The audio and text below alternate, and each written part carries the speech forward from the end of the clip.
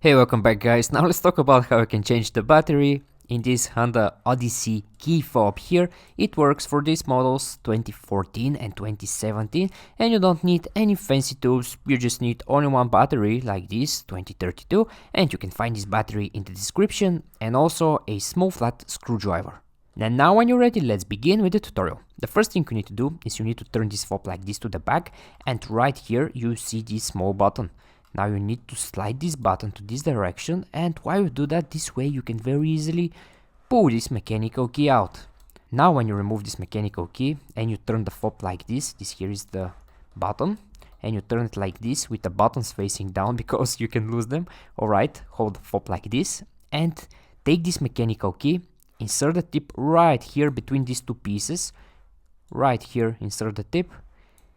And now twist it a little bit, push up, and this way you can very easily separate this fob into two pieces like this. And when you do that, right here, you zero that battery. To remove the battery again, it's very easy. Just take the tip of the small flat screwdriver, insert it here, and just push the battery outside. And now when you remove the battery, here in the same place, just install your new battery like this, and also make sure it's with the positive side facing up. This step here is very important. And now when you place your new battery over here, take these two pieces again, make sure you align them perfectly. All corners have to match perfectly and just snap them together just like this here.